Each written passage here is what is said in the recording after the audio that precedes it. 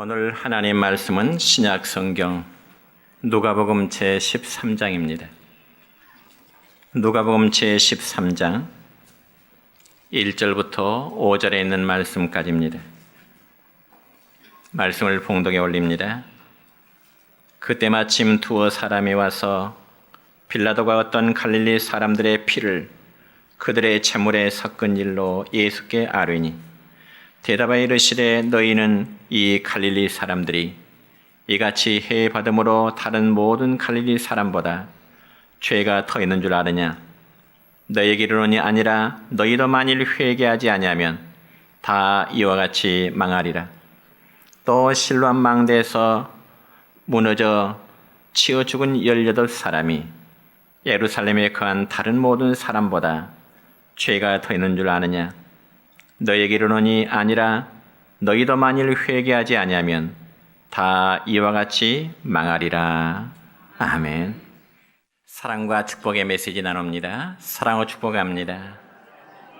네, 사랑하고 축복합니다.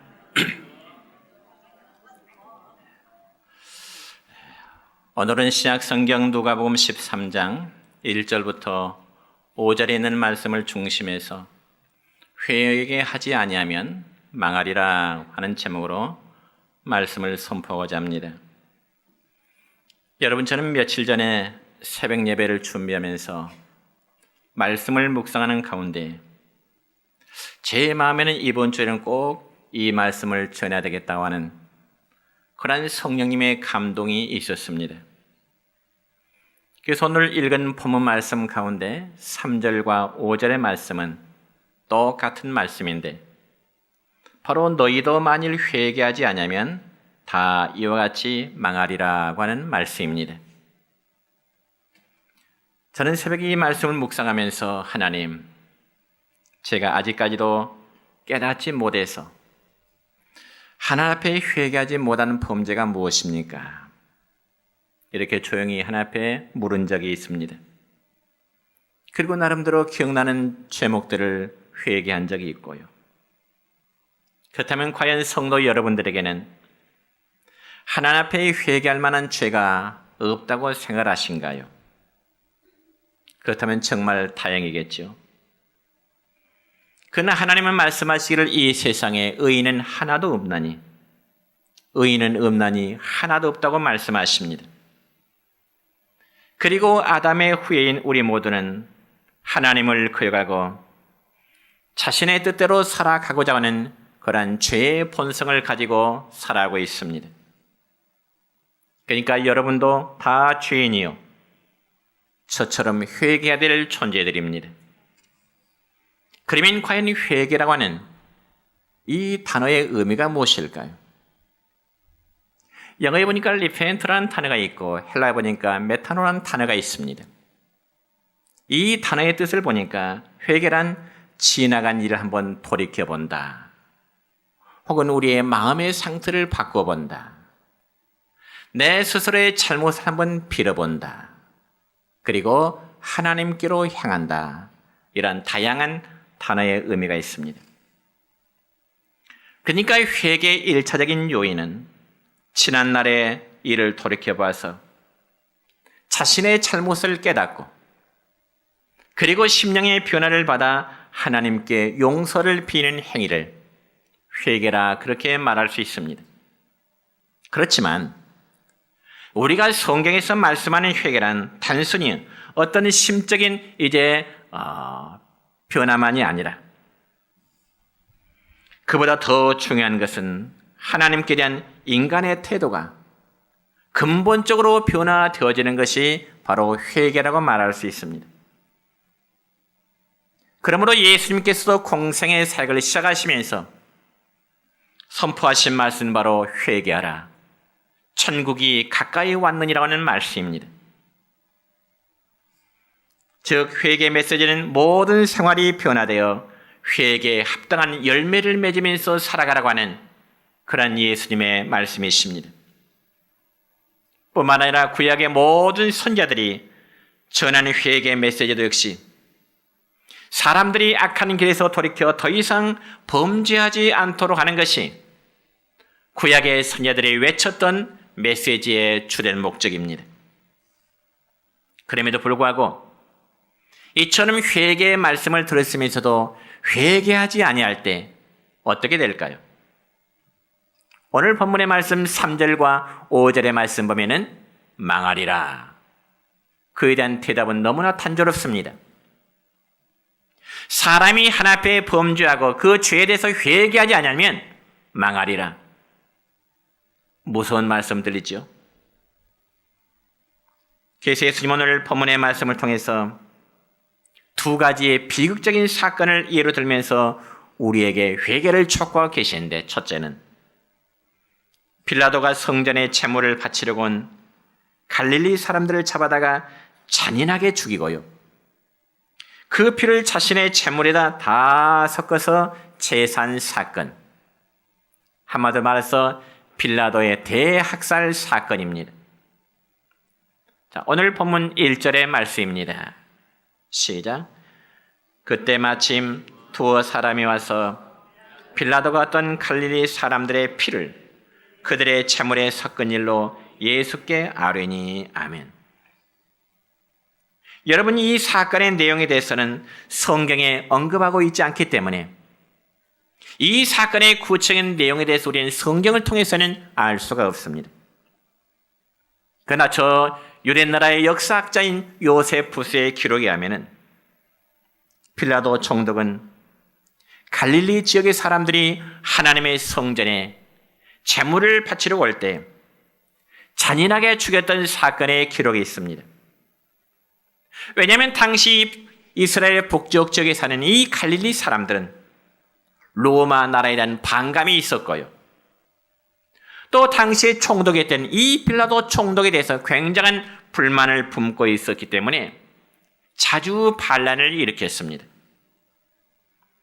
그래서 그 요세푸스라는 사람의 유대 역사 기록에 가면은 이 빌라도 총독은 유월절 행사를 지키기 위해서 예루살렘으로 올라오는 그 갈릴리 사람들 약 3,000명을 이제 짐승처럼 학살시켜 죽였다고 하는 그런 사건이 있습니다.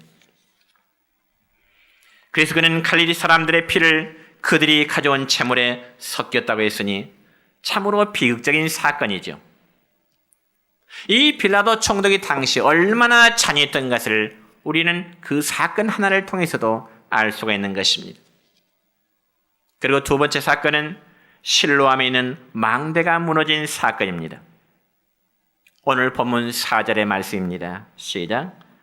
또 실로암에서 망대가 무너져 치어 죽은 18사람이 예루살렘에 가는 다른 모든 사람보다 죄가 더 있는 줄 아느냐. 여러분, 이 실로암 망대가 무너져서 18사람, 즉 18명이 압사한 사건은 주님 당시에 실제로 일어났던 사건입니다. 여러분, 사람이 죽었다고 하는 것, 그것도 많은 사람들이 어떤 사고로 인해서 죽었다고 하는 것은 오늘날로 말하자면 아마 톱 뉴스거리일 것입니다. 그러면 이런 두 가지의 사건에 대한 유대인들의 인식은 과연 어떠했을까요?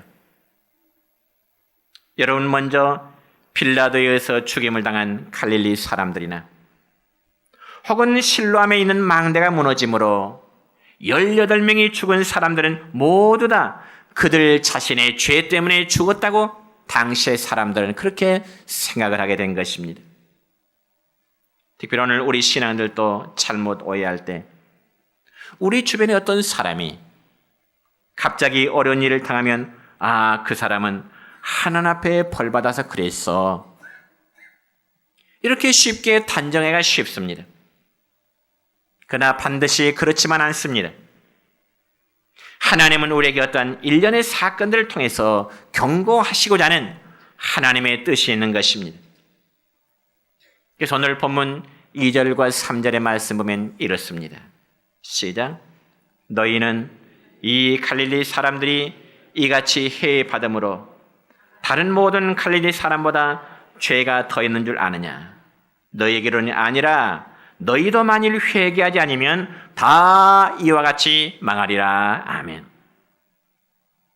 그러므로 빌라도가 갈릴리 사람들을 죽인 사건과 그리고 실로암 망대가 무너져서 18사람이 죽은 이 두 가지 사건들은 바로 그 사람들의 죄값이 아니라 바로 오늘 저와 여러분들에게 주시는 경고의 메시지로 드려야 되는 것입니다. 즉 남의 문제가 아니라 바로 나의 문제라는 것입니다. 그리고 우리 주님께서 말씀하신 핵심적인 내용은 바로 회개를 촉구하시는 하나님의 음성인 것입니다. 그렇다면 하나님께서는 우리에게 어떤 과정을 통해서 우리에게 회개의 기회를 주실까요? 그 바로 하나님께서는 기록된 말씀을 통해서 우리에게 말씀하시기도 하시지만 때로는 우리 생활 주변에 일어나는 여러 가지의 사건들을 통해서 우리 각자에게 회개의 기회를 주시는 것입니다. 그래서 하나님께서는 모든 사람이 알아들을 수 있도록 목회자의 설교를 통하여 먼저 성도들의 귀에다 하나님의 뜻을 선포하도록 하시는 것입니다. 그렇다면 성도들이 이 선포된 말씀에 귀를 기울이고 들었고 깨달아야 하는 것입니다. 그런데 여러분이요, 말씀을 듣지 못하고 깨닫지 못하면 이제는 눈에 보이도록 말씀하시는데 물질적인 손해를 보게 하시고 때로는 어려움을 당하게 하십니다. 그렇다면 여러분, 그 정도 선에서라도 깨달으면 은혜요, 회복이 쉽습니다. 그럼에도 말씀을 깨닫지 못하고 회개하지 못하면 하나님은 결국 우리의 몸을, 우리의 건강을 치시기도 하는 것입니다. 그러므로 지혜로운 성도는 하나님께서 우리의 환경을 통해서 때로는 우리의 물질을 통해서 혹은 건강을 통해 주시는 그 음성의 귀를 기울여 회개할 바를 회개해야 되는 겁니다. 여러분, 저는 여러분에게 묻고 싶습니다. 어떤 사람이 지옥에 가게 될까요? 어떤 사람이 지옥에 가게 될까요? 제가 이렇게 물을 때 여러분의 대답은 당연히 예수 안 믿는 사람이 지옥에 갈 것이라 그렇게 답변할 것입니다. 물론 원리적인 답변으로는 맞습니다. 그러나 여러분, 여기서 더 중요한 사실을 잊어서는 안 됩니다. 그게 무엇인가 하니 예수님을 믿는다고 하면서도 죄에 대한 고백이 없다면 절대로 천국까지 못합니다. 이 사실을 믿으시기 바랍니다. 내 자신의 죄에 대한 고백이 없으면, 하나님 앞에 회개함이 없으면 절대 천국까지 못합니다. 그래서 예수님이 공생애를 시작하시면서 첫 마디의 외침은 바로 회개하라, 천국이 가까이 왔느니라, 그렇게 말씀하신 겁니다. 그러므로 범죄한 인간들이 하나님의 나라에 들어가지 못하는 것은 죄가 많기 때문이 아니라 죄에 대한 회개가 없을 때 하나님의 나라에 이르지 못하는 것입니다.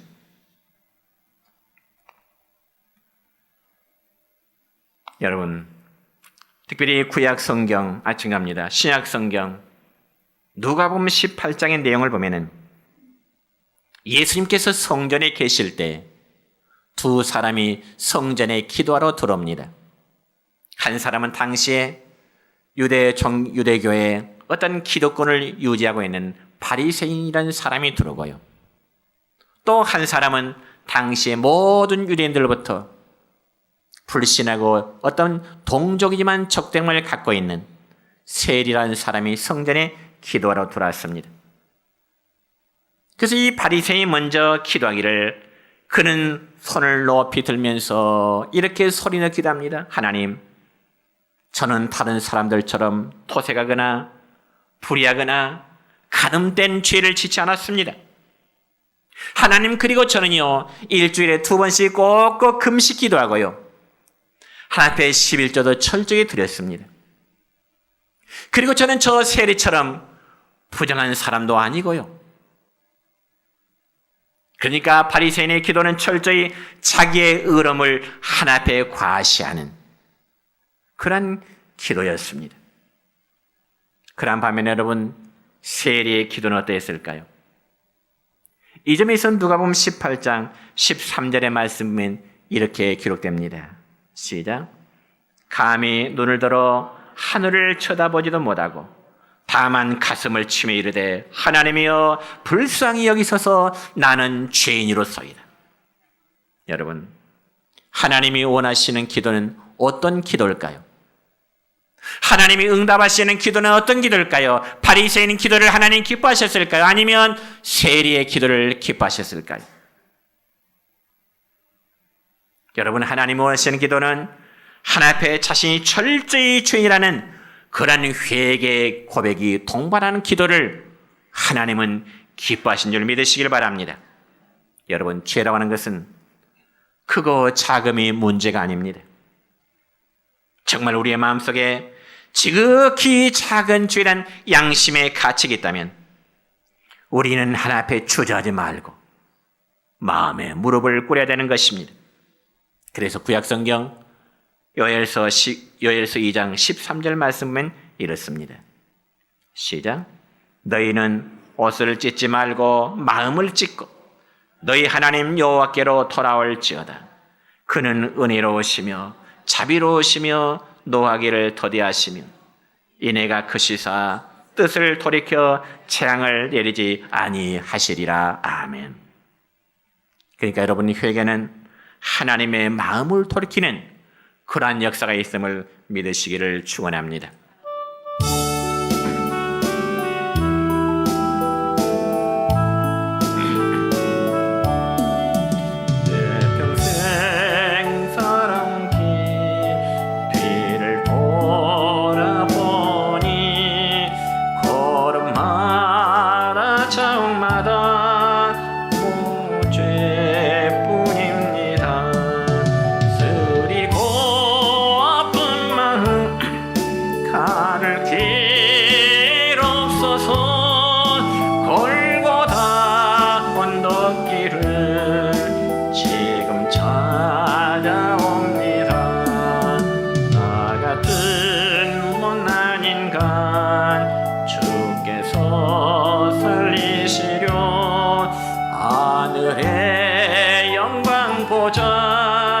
모두 다 버리시고 천하디천한 종의 형상을 입으셨네.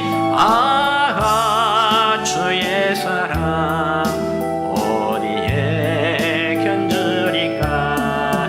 예수님 나의 주님 사랑의 내 하나님, 이제는 예수님만 내 자랑 삼겠어요.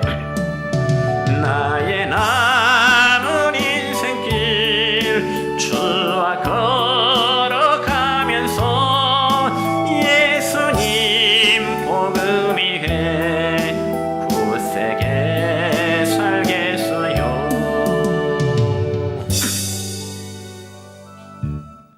그러면 과연 우리는 하나님 앞에 무슨 죄를 회개해야 될까요? 첫째는 불신앙의 죄를 회개해야 됩니다. 여러분, 죄가 무엇일까요? 죄가 무엇입니까? 라는 이 질문 속에는 여러 가지로 답할 수 있겠지만 그 중에 하나, 죄는 불신앙이 죄인 것입니다. 여러분, 불신앙을 하면 글자 그대로 믿지 않는 것을 죄라 그럽니다. 그러면 무엇을 믿지 않는다는 말일까요? 그것은 바로 하나님을 아버지로 믿지 않는다는 것이고, 또한 예수님을 나의 구주로 믿지 않는다는 것, 이게 바로 불신앙 죄입니다. 그러면 저와 여러분에게는 이런 불신앙의 죄가 없을까요? 물론 외형상으로 보자면 불신앙의 죄가 없는 것처럼 느껴질 것입니다. 왜냐하면 저와 여러분이 하나님을 아버지로 믿고요, 예수님을 저와 여러분의 구주로 믿기 때문에 그렇습니다. 그런데 문제는 하나님께서 하시는 일에 대한 불신이 우리에게는 상당히 많이 있음을 우리는 부인할 수 없을 것입니다. 성경에 나타난 하나의 예를 들어볼까요? 여러분, 구약성경 민수기 13장과 14장의 말씀 보면은 이스라엘 백성들이 광야 생활, 근 40여 년의 생활을 다 이제 마무리할 무렵에 모세는 가나안 땅에 12명의 청탐꾼을 들여보냅니다. 그래서 12명의 청탐꾼은 가나안 땅에 들어가서 이곳저곳 다 살피면서 과연 그들이 들어가서 살 수 있는지를 정확히 살피게 되는 것입니다. 그래서 40일의 청탐의 시간이 다 지난 후에 다시금 그들이 돌아와서 지도자인 모세에게 보고하는데 여호수아와 갈렙 두 사람의 보고는 이렇습니다. 민수기 13장 30절의 말씀입니다. 시작. 우리가 곧 올라가서 그 땅을 취하자 능히 이기리라. 아멘. 우리가 곧 올라가서 그 땅을 차지하자 능히 우리가 이기리라. 굉장히 긍정적이요 믿음의 보고입니다. 그렇지만 여호수아와 갈렙 외에 다른 10사람의 보고는 어떠했을까요? 이 점에서 민수기 13장 31절의 말씀 보면 이렇습니다. 시작. 우리는 능히 올라가서 그 백성을 치지 못하리라. 그들은 우리보다 강하니라. 여러분, 여호수아와 갈렙의 10사람의 청탐꾼의 보고는 한마디로 굉장히 부정적인 보고입니다. 그 땅에서 굉장한 악평을 들었습니다. 자, 그렇다면 10사람의 부정적인 보고를 받은 백성들의 반응이 어떠했을까요? 민수기 14장 1절의 말씀입니다. 시작. 온 회중이 소리를 높여 부르짖으며 백성이 밤새도록 통곡하였더라. 긍정적인 두 사람의 보고에는 관심이 없고요, 부정적인 10사람의 보고에 들서는 그들은 굉장히 밤새도록 통곡하기에 이르게 된 것입니다. 그러면서 그들은 자기들의 지도자인 모세와 아론을 원망하기 시작합니다. 뭐라고 원망할까요? 차라리 우리를 애굽 땅이나 광야에서 죽도록 내버려 둘 것을, 어찌 우리를 가나안 땅으로 들여버려서 그들의 칼에 망하게 하려는지, 다시 우리가 저 살던 애굽 땅으로 들어간 게 더 낫겠다, 한마디로 불평했습니다. 여러분, 이러한 결과를 가져온 두 보고의 차이점이 무엇일까요? 그건 바로 신앙과 불신앙의 차이인 것입니다. 오늘날도 마찬가지입니다. 하나님을 섬기는 성도들 중에 신앙을 가진 사람들이 하나님을 불신앙한다는 것처럼 위험한 일은 없는 거예요. 실제로 어떤 성도는 입술로는 하나님을 섬기노라 하면서도 그의 삶은 하나님을 영화롭게도 아니하고 하나님께 감사하는 삶이 없습니다. 오히려 생각이 허망해지면서 미련한 마음으로 어두워질 뿐입니다. 이게 바로 불신앙의 모습입니다. 그러니까 이 말씀은 불신앙이 가져오는 결과에 대한 말씀입니다. 두 번째로 우리는 무엇을 회개할까요? 예배 멸시하는 죄를 회개해야 됩니다. 예배를 멸시하는 죄를 회개해야 됩니다.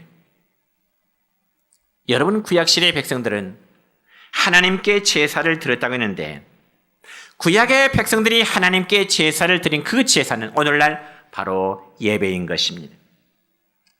물론 신앙인이라면 예배 그 자체를 무시하거나 멸시하지는 않을 것입니다. 그렇지만 예배를 멸시한다는 이 말씀 속에는 예배에 대해서 무관심하고요, 예배에 대해서 소홀히 하는 이런 것까지도 포함되는 것입니다. 그렇다면 성도 여러분의 예배 생활은 어떻습니까? 예배를 무관심하거나 예배를 소홀히 생각하는 분은 안 계신가요? 특별히 구약성경 사무엘상 13장의 말씀을 보면은 하나님의 제사를 멸시해서 화를 입은 대표적인 한 사람이 소개되고 있는데 그는 바로 이스라엘의 초대 왕인 사울 왕이었습니다. 한 번은 블레셋이라는 군대가 이스라엘 백성들을 쳐들어오자 모든 백성들이 두려워하는 가운데 어떤 사람들은 굴로, 혹은 바위 틈으로 혹은 숲을 속으로 블레셋 군대의 위험을 피해서 다 뿔뿔이 흩어지게 되는 것이죠. 그럼에도 사울왕은 블레셋 군대와 싸우기 전에 하나님께 먼저 제사를 드리려고, 하나님께 먼저 예배를 드리려고 사무엘 선자를 초청했습니다. 사무엘 선자님, 지금 저 블레셋 군대가 쳐들어오니까 전쟁하고 기도하고 전투하렵니다. 빨리 와주세요. 초청해서는 불구하고 하루 이틀, 일주일이 지나도 사무엘 선자가 도착하지 않아요. 그럼에도 그래서 사무엘왕은 초조해지기 시작하고요. 전투를 준비한 이스라엘 군사들 역시 하나둘 뿔뿔이 자기 집으로 흩어져 가게 됩니다. 그때 사울왕이 결심한 것은 더 이상 하나님의 선자를 기다릴 수가 없겠구나. 그 생각을 가지고 직접 자기가 하나님 앞에 제사를 이제 집행하게 된 것입니다. 여러분, 우리가 생각할 때 하나님께 제사를 드리는데, 원래는 말하자면 하나님께 예배를 드리는데 아무나 드리면 어떻습니까? 아마 그렇게 생각할 수 있겠죠.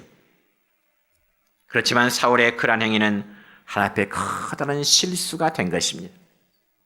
왜냐하면 여러분이요, 왕이 할 수 있는 일과 선지자 혹은 제사장만이 할 수 있는 일을 그는 구별하지 못했기 때문에 그렇습니다. 그래서 사울왕이 막 제사를 들고 나니까 그때서야 사무엘 선자가 도착이 된 것입니다. 그래서 사무엘 선자가 사울왕에게 묻습니다. 왕이요, 왕이 어찌해서 직접 하나님께 제사를 드립니까? 사울왕의 대답은 이렇습니다. 사무엘상 13장 12절 하반절입니다. 시작. 내가 여호와께 은혜를 간구하지 못하였다 하고 부득이하여 번제를 드렸나이다. 여러분 여기 부득이라는 말은 자기 자신을 변호하는 말입니다. 실제 여러분도 그렇죠. 어떤 경우에 여러분들이 주일날 교회에 오지 못했을 경우에 목사인 저나 혹은 믿음의 식구들이 혹은 집사님, 권사님 혹은 성도님, 지난주에 교회 못 나오셨어요? 이렇게 물으면 대부분 어떻게 답변하신가요? 지난주에 부득이하게 무슨 일이 생겨서 어쩔 수 없이 못 나갔어요. 그런 답변들을 많이 들어요. 부득이하니 무슨 일이 생겨서 못 나갔어요. 여러분, 여기 부득이라는 말이 사람에게는 동감을 얻을 수 있을지 모르지만은 하나님 앞에서는 예배하는 일에 부득이라는 말은 결코 통하지 않습니다. 자기 스스로의 변호예요. 자기 스스로의 변명이에요. 이런 경우 사무엘과 사울왕의 대화에서도 우리 사용도가 있잖아요. 뭐라고요? 부득이 어쩔 수 없었기 때문에 자신이 직접 하나님 앞에 번제의 제사를 드렸노라고. 그러한 사울의 자기 변명에 대한, 그러면 사무엘 선자는 어떻게 이야기할까요? 사무엘상 13장 14절 첫 부입니다. 시작. 지금은 왕의 나라가 길지 못할 것이라.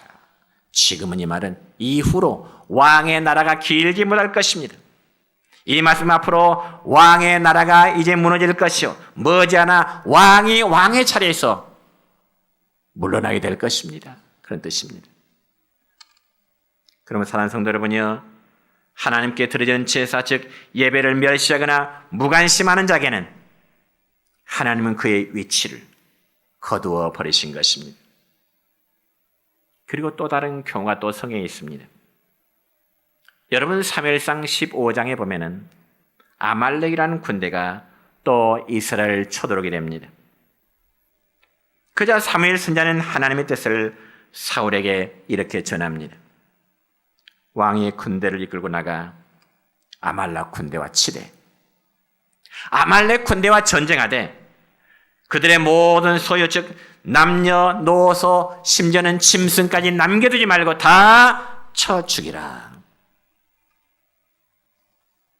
그러면서 하나님 또 사무엘 선자는 사울에게 말합니다. 그러나 이방 아말렉 군대와 전쟁할 때에, 그리고 승리할 경우에 사람들은 말할 것도 없거니와 그들에게서 습득한 전리품 하나도 가지지 말아라. 그래서 이스라엘은 아말렉 군대와 전쟁을 했는데 결과는 대승을 거두었습니다. 그렇다면 당연히 아말렉 군대의 모든 전리품은 다 죽여야만 했습니다. 남녀노소 짐승까지 남김없이. 그러면서 성경에 보니까 이 사울왕은요, 전리품 가운데 좋은 것은 남겨두고 별 볼 일 없는 하찮은 것만 다 제거하게 된 것이죠. 그러자 사무엘 선지자는 사울왕에게 매섭게 충고합니다. 왕이여, 당신은 어찌해서 여호와의 목소리를 청종하지 아니하고 탈취하기만 급급하여 여호와께서 악하게 여기시는 그 일만 행하십니까? 그러면서 사무엘 선지자는 아주 경노한 음성으로 이 사울왕이 이렇게 말합니다. 사무엘상 15장 22절입니다. 시작. 여호와께서 번제와 다른 제사를 그의 목소리를 청종하는 것을 좋아하심 같이, 좋아하시나이까? 순종이 제사보다 낫고 듣는 것이 수양의 기름보다 나으니 그렇습니다. 그러면서 마지막으로 사무엘상 15장 23절에 보니까 또 이렇게 기록됩니다. 시작. 왕이 여호와의 말씀을 버렸으므로 여호와께서도 왕을 버려 왕이 되지 못하게 하셨나이다. 아멘. 왕이 여호와의 말씀을 버렸기에 여호와께서도 이후로는 사울왕 당신을 버리십니다. 하나님께 드릴 예배를 멸시하는 자들에게는 이처럼 하나님은 그들의 위치를 낮춰버렸습니다. 이제 말씀했습니다. 여러분, 옛날이나 지금이나 사람들은 죄를 회개하라는 말 듣기를 굉장히 거북스럽게 생각하십니다.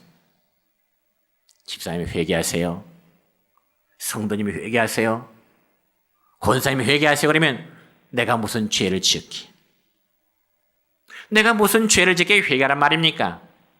그런 반응이 나오기 쉽겠죠.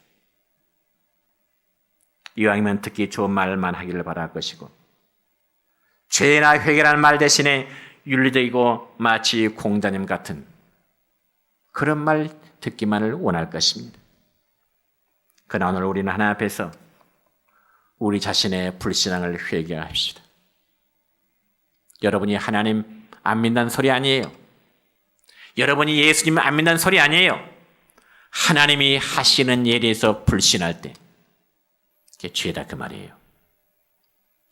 그리고 예배를 무관심하고 소홀히 한 점에서 회개하시기 바랍니다. 예배는 우리의 삶의 가장 중심이 되어야 됩니다. 나의 남은 시간을 하나님께 드린 것이 예배가 아니라 내 삶의 가장 귀한 시간을 하나님께 드리는 것이 예배입니다. 시간이 없어요? 바빠요? 아니에요. 그래서 우리의 믿음이 늘 하나님과 영적 교통이 이루어지는 여러분 되시기를 주님의 이름으로 축원합니다.